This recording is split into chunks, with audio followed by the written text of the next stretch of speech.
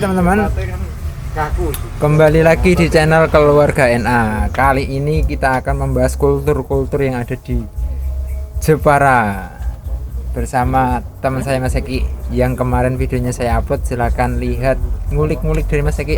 Lihat di sebelah kanan atas mana nih video ya, pokoknya kanan atas. Ya nanti bisa dilihat di situ, saya taruh linknya. Kalau pengen tahu tentang Mas Eki bisa lihat di situ. Untuk tema video kali ini kita akan membahas kultur yang menurut kita kurang tepat, bahkan menurut kita aneh. Absurd. Yang pertama kita bahas apa kaki? Bahas tentang perwedingan duniawi. Perwedingan duniawi. Tara.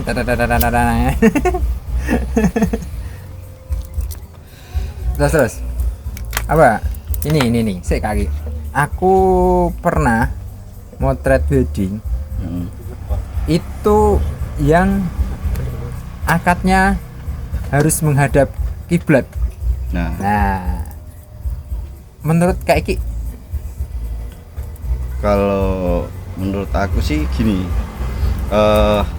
kita bicara tentang awal dulu ya. Ya.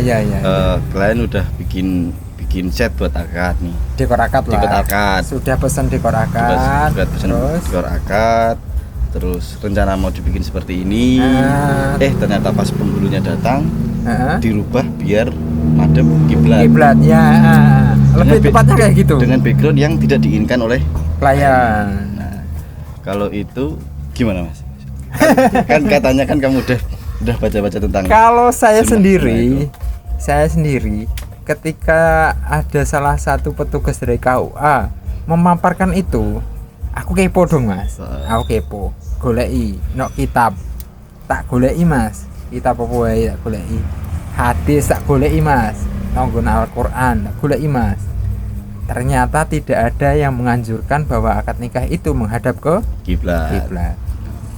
Itu menurut versi saya nggak tahu ya.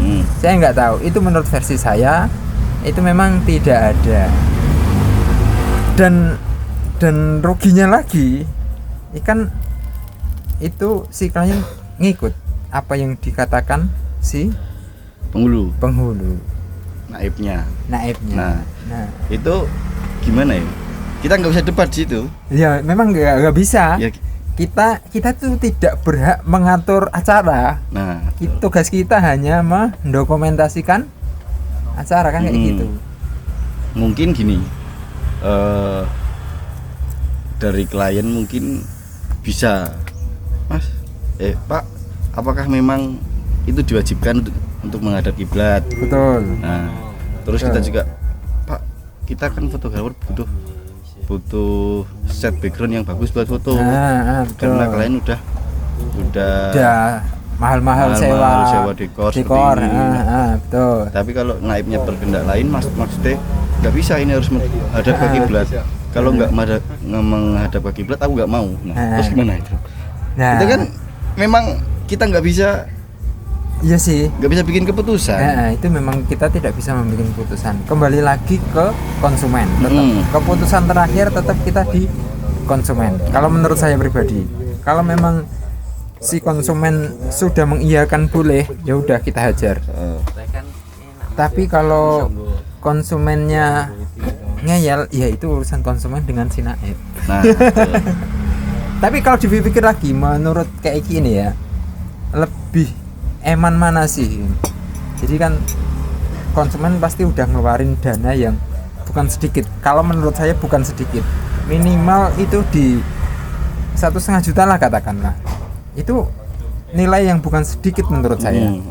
Terus ketika untuk acara itu juga tujuannya kan untuk dekor akad. Nah itu kan ketika tidak tersampaikan, siapa yang rugi di situ? Kan jelas konsumen kan. Nah di situ yang saya sayangkan itu aslinya cuma di situ doang loh. Gini, maksudnya aku sebagai klien. Aku sebagai klien, aku mendapat naib yang seperti itu. Ya memang wajar kalau aku protes. Karena aku udah bikin dekor seperti itu.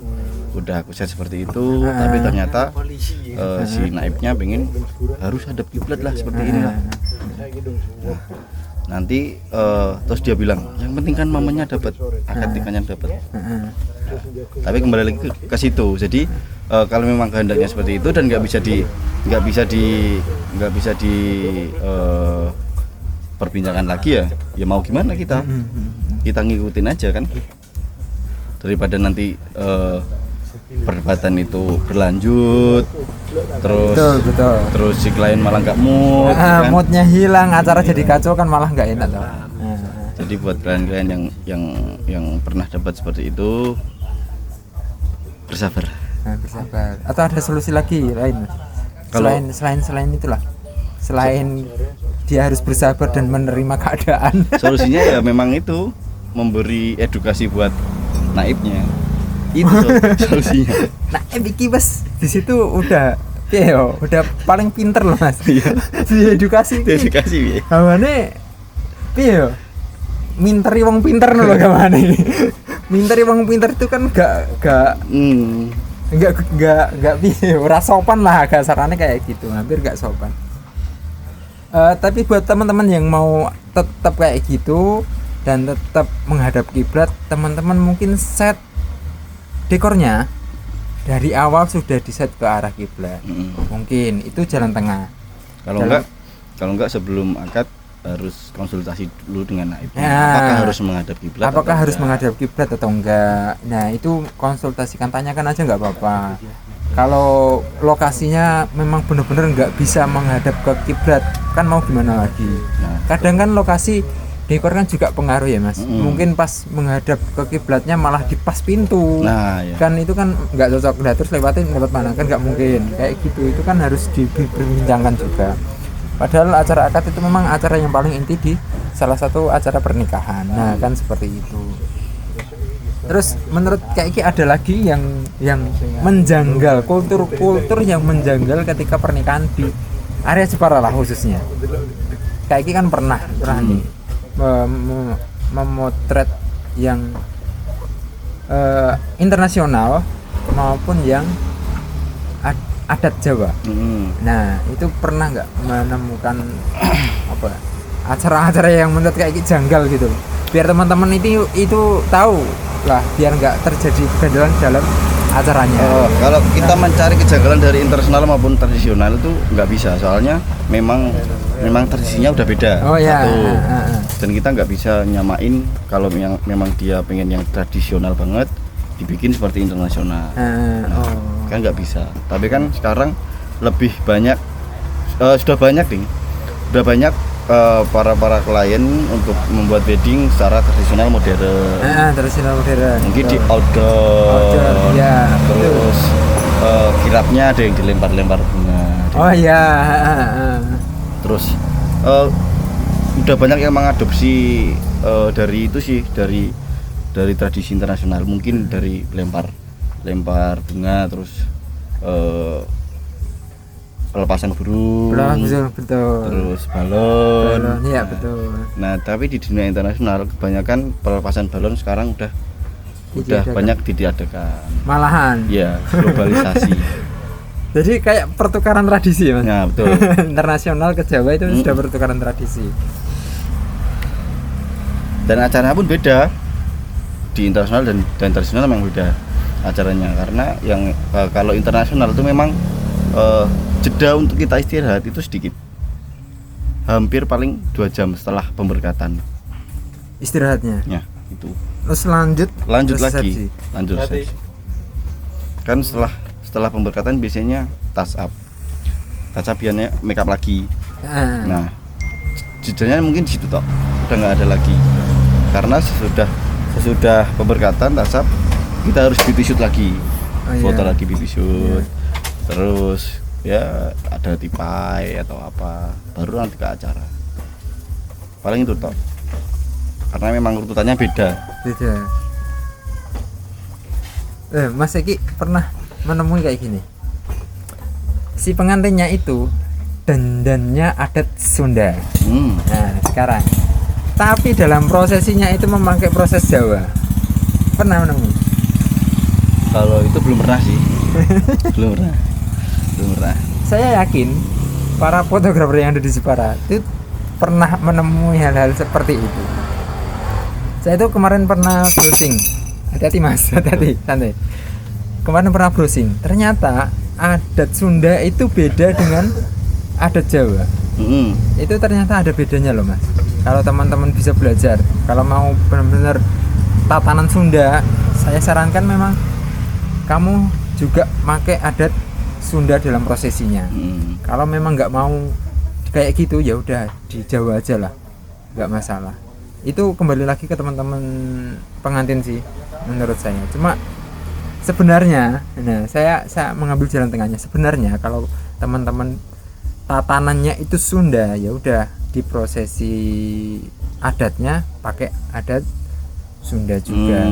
Berarti gitu. Kesimpulannya si calon pengantin hanya looknya yang pengen seperti Sunda, tapi tradisinya pakai ikut Jawa. Oh. Nah kalau saya pribadi itu kayak bukan menyalahi lah. Apa gak ya? Orang pas lah istilahnya. Istilahnya orang pas lah. Ya mosok ada gur dicampur kayak gini. Kita tuh punya tradisi sing berbeda-beda, itu yang menjadikan kita beda kan kayak gitu sih. Yang menjadi satu, yang berbeda-beda itu kita jadikan menjadi satu, bukan mencampur yang berbeda-beda menjadi satu kan kayak gitu. Ya, menurut saya kayak gitu. Teman-teman juga mungkin bisa menjadi inspirasi nek pengen Sunda yo belajarlah adat Sunda juga. Bahkan yang mengaturnya mungkin harus tahu adat Sunda itu seperti apa kan kayak gitu. Ya betul. Menurut Kaiki ya memang seperti itu sih, soalnya kalau memang kamu ikut tradisi Solo ya full Solo. Nah, Solo. Jogja ya full Jogja. Solo ya, sama Jogja saja udah beda. Itu udah beda. Apa namanya? Lempar balangan suruh. Balangan suruh itu antara Jogja sama Solo jumlahnya udah berbeda. Iya kan kayak nek Jogja itu berapa ya? Jogja 2 kayak kanan kiri. Nek Solo itu satu, iya kan? Nah kayak gitu, kayak gitu. Itu teman-teman. Jadi adat-adat itu silakan dipelajari sebelum kamu memilih tema dalam pernikahanmu. Kayak gitu, kayak seperti itu ya Mas. Karena memilih tema itu nantinya juga akan menentukan dandanan yang akan dipakai pada saat pernikahan. Benar Mas? Betul. Ada lagi yang kita bahas Mas kali ini biar teman-teman tahu nih. Mungkin sing paling janggal. Apa ya? Dari versi Mas Eki. Mungkin kita bicara tentang di luar wedding mungkin. Boleh di luar wedding. Boleh. Apa Mas Eki? Prewedding. Nah, prewedding. Mas Eki, prewedding. Saya pernah mengalami prewedding dengan tatanan pengantin.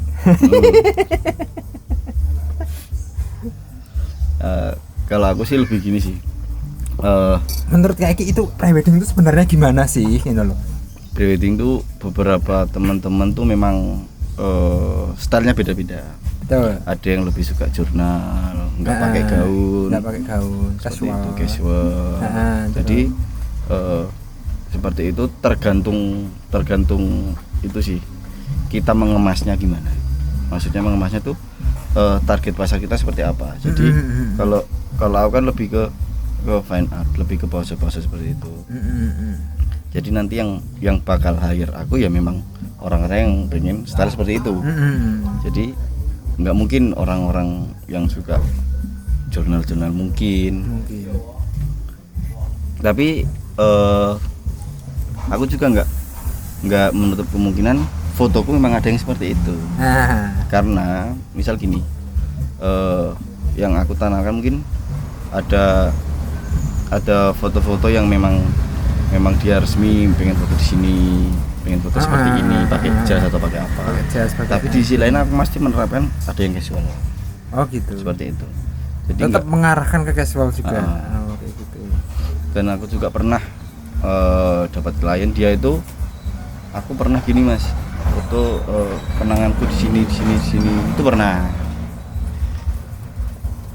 Tapi kebanyakan memang mereka ya datang ke aku ya memang suka style yang seperti itu gitu loh. Tapi kan tidak memungkiri bahwa apa ya, ada beberapa orang yang ingin konsepnya dari mereka yang mungkin tidak sesuai dengan Mas Eki, style Mas Eki. Apakah tetap diterima Mas Eki? Tetap. Kalau gini, misal nih dia pengennya seperti pakai seragam dinasnya mungkin. Nah, oke. Boleh, nggak apa-apa. Kan aku jasa. Kamu pengen apa? Aku bisa. Yes. Nah, tapi aku tetap mengeluarkan styleku di situ. Nah, nanti kalau bisa ada yang ini juga ya, biar nggak pakai itu toh. Ya gitu. Nah, seperti itu. Tetap diarahkan ke stylenya Mas Eki sendiri. Nah, kayak gitu. Memang harus ada kombinasi ya. Ya betul. Biar nggak monoton juga ya.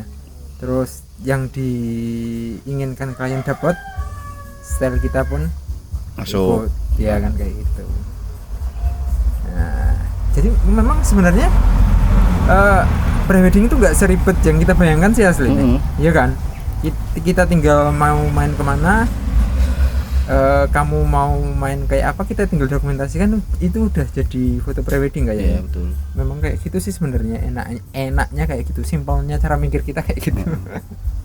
Karena aku pernah lihat di YouTube juga, ada orang ya salah satu fotografer juga, dia bicara prewedding kenapa pakai gaun, nggak harus pakai gaun, prewedding ya apa adanya dengan cerita mereka. It's okay, itu boleh. Tapi yang aku tidak suka itu kalau dia bilang prewedding ngapain prewedding harus pakai gaun. Nah, jadi selera itu nggak bisa diperdebatkan. Betul. Kalau dia memang stylenya seperti itu ya sudah, kamu jalan di seperti itu gitu loh. Toh nanti klien-klienmu akan ikut stylemu gitu loh. Klien-klien yang datang padamu ya memang dia ya suka stylemu seperti itu. Betul. Jadi aslinya itu teman-teman sebelum memilih fotografer itu teman-teman berarti harus memahami style kita dulu kan. Paling tidak ya, biar tidak terlalu banyak bertabrakan lah mungkin. Dari hasilnya, dari konsepnya. Mungkin harus memahami kita dulu. Iya, itu memang seleksi alam sih. Iya. Seleksinya memang seperti itu. Teman-teman kalau udah suka sama si fotografer ini berarti kan udah cocok sama dia. Kan kayak gitu kan. Jadi tidak memaksa atau harus pakai Eki lah. Kan nggak bisa memaksa kayak gitu kan. Kalau menurut teman-teman Eki itu sesuai dengan stylemu, ya ambil lagi. Kalau enggak ya mending kamu cari fotografer yang sesuai dengan apa yang kamu inginkan. Seperti itu. Kayak gitu ya. Lebih baiknya kayak gitu daripada dipaksakan. Mungkin ada teman-teman sing lah kok malah nuruti fotografer. Nah, kan sing prewed aku. Nah, kan kayak gitu. Mungkin kayak gitu ya, Mas. Jadi daripada kita nanti jalannya bersimpangan, mending teman-teman cari yang sesuai. Nah, itu tapi rata-rata itu masih banyak yang mempertimbangkan. Dia tuh milih harga dulu. Nah, itu. Baru bahas konsep. Betul. Gitu loh, Mas. Iya, kebanyakan memang seperti itu. Dia memang tanya range harganya dulu. Kalau seperti itu memang wajar sih. Itu apa dari hati seseorang lah. Apa ya, manusiawi lah, ketika melihat ada yang murah pasti milih yang murah. Ada yang ada diskonnya tetap milih yang ada diskonnya. Itu manusiawi banget. Tapi buat teman-teman kan nek bisa, kalau itu momen bukan momen sembarang momen loh, Mas. Kalau menurut kita momen prewedding, momen wedding itu bukan momen sembarang momen. Ya, mungkin itu momen seumur hidupnya sekali itu toh. Dan harus dikemas lebih baik. Mungkin juga yang pakai gaun dan mungkin pakai ala-ala pengantin di waktu prewedding di zaman sekarang bagus, tapi di 5 tahun ke depan kita tidak tahu ya kayak gimana. Tapi yang pakai casual mungkin ini biasa saja, tapi 5 tahun ke depan bisa terlihat lebih bagus. Begitu juga dengan sebaliknya, bisa saja kayak gitu. Jadi teman-teman harus lebih gini sih. Kadang kalian tuh tidak bisa membedakan antara gaun pengantin dan gaun prewedding. Oh iya. Nah, itu yang jadi permasalahan. Kenapa kok dia pakai gaun pengantin prewed? Itu memang bener banget itu. Soalnya apa? Di area kita itu rata-rata gaun ya gaun. Mau buat prewedding ya jadi gaun prewedding. Mau buat wedding ya jadi gaun wedding. Jadi nek dipikir-pikir kalau dipikir-pikir lagi itu ya kembali lagi ke klien. Kliennya udah menerima gaun tersebut ya udah. Kalau aku misal dapat klien yang memang dia pakai gaun, pasti dia konsultasi ke aku dulu. Mas, kalau gaunnya gimana? Oh iya. Nah, pasti fotoin Mas. Gaunku kayak gini, gimana ya? Konsultasi lagi akhirnya. Nah, itu aku pasti kasih edukasi. Diarahkan lah. Diarahkan. Tidak mungkin kita menjerumuskan hal yang buruk. Jadi teman-teman, ini di akhir-akhir sesi kita yang kedua. Jadi teman-teman lebih baik acara pre-wedding maupun wedding itu konsultasikan kepada vendor-vendor yang kamu ajak untuk mengabadikan momen tersebut. Mungkin kalau di pre-wedding dari fotografernya muanya kamu ajak rundingan yang pas, yang sesuai dengan tema yang kamu inginkan maupun dari style fotografi yang kamu pilih. Kayak gitu benar. Di weddingnya pun juga dari tradisinya, dari tempatnya, venue, kayak tadi dekor dan lain sebagainya. Mungkin teman-teman bisa mengkoordinasikan atau mengkonsultasikan kepada vendor-vendor yang kamu ajak untuk mengabadikan momen terindahmu kayak gitu. Ocehan kali ini semoga bermanfaat. Teman-teman. Semangat. Thank you. Virus corona semoga segera hilang dan kita mulai musim wedding lagi. Aku wis kangen Mas, maem sate karo bakso. Aku kangen transferan. Aku kangen transferan ya. Aku kangen pelunasan, DP-nya hilang. Aku kangen pelunasan. Untuk teman-teman yang mau mengadakan wedding diharap ditunda dulu demi kebaikan bersama. Betul. Stay at home. Kalau teman-teman yang mau menghadiri acara akadnya saja silahkan, tapi pastikan teman-teman dalam keadaan sehat, tidak sakit. Kalau sakit jangan keluar rumah dulu. Kayak gitu. Biar kalau membawa virus itu tidak menularkan dan tidak merugikan orang lain. Seperti itu. Seperti ya teman-teman. Oke. Dari saya terima kasih. Ya, terima kasih. Saya Nur Aziz dan teman saya Mas Egi Ardis pamit dulu. Wassalamualaikum warahmatullahi wabarakatuh. Ciao. Ciao.